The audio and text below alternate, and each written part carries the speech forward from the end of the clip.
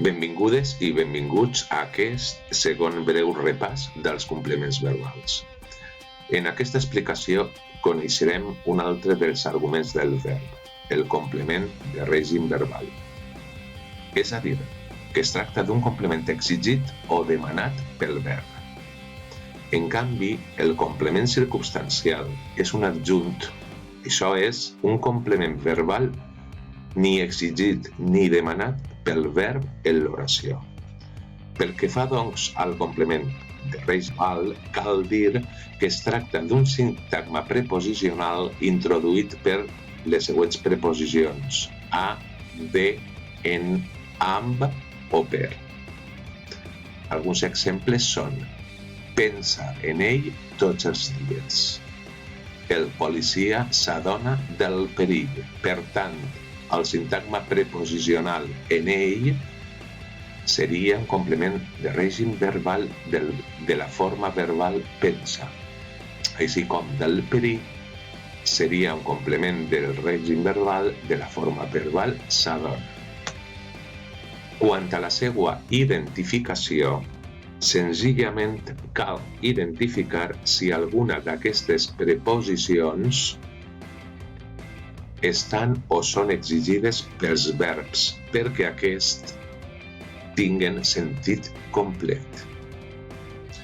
Alguns d'aquests verbs que necessiten d'aquest argument són, per exemple, negar-se a, accedir a, renunciar a, confiar en, interessar-se per, acostumar-se a, dedicar-se a, preocupar-se per, confiar en, pensar en, adonar-se de, riure's de, dedicar-se a, o bé estar d'acord amb. Respecte a la substitució pronominal del complement de règim verbal, el substituirem pel pronom adverbial en quan aquest complement estiga introduït per la preposició de, mentre que si el complement de règim verbal s'introdueix per les preposicions a, en o amb, o per, evidentment, el substituirem pel pronom adverbial i. Anem a veure alguns exemples. Es reien de tothom. Aquest complement de règim verbal, com està introduït per la preposició de, el substituirem pel pronom en. Se'n reien. Jaume es dedica a l'ajuda humanitària. Aquest complement de règim verbal està introduït per la preposició a. Per tant, el substituirem pel pronom adverbial i. Jaume s'hi dedica. Estic d'acord amb el teu punt de vista i estic d'acord. O bé, confia en les seues possibilitats i confia. O t'has interessat per ells, t'hi has interessat. Pel que fa al complement circumstancial, hem dit al principi que es tracta d'un complement no exigit pel verb i que rep el nom d'adjunt. Ben al contrari, doncs, dels arguments que sí que són complements demanats pel verb i que són el subjecte, el complement directe, el complement indirecte i el complement de règim verbal. Així, el complement circumstancial pot respondre a les 4 següents estructures sintàctiques. Sintagma nominal, tornaré aquesta setmana. Sintagma preposicional, dinarem a les 9.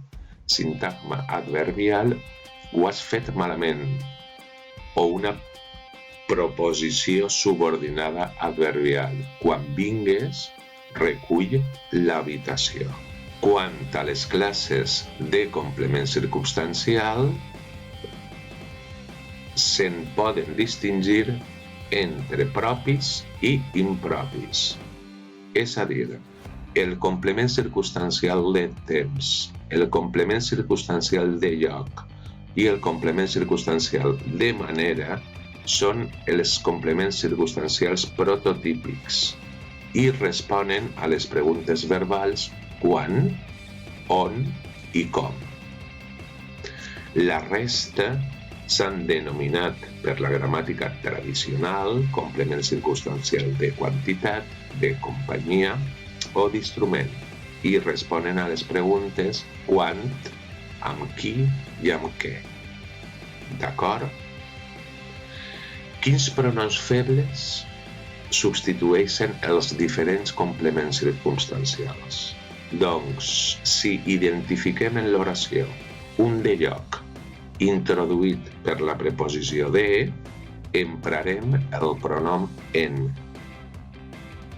I si el complement circumstancial de lloc està introduït per qualsevol altra preposició que no siga de, farem servir l'adverbial i, que també utilitzarem per a la resta de complements circumstancials.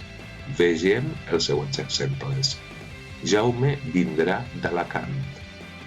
Com el complement circumstancial de lloc està introduït per la preposició de, doncs ha de ser substituït pel pronom en. Jaume em vindrà. Demà aniré a Dénia. Demà hi aniré. El mestre anava amb la bicicleta. El mestre hi anava. Nosaltres viatgem cada any. Nosaltres hi viatgem. Això és tot. Ens veurem al següent vídeo. Gràcies. Adeu.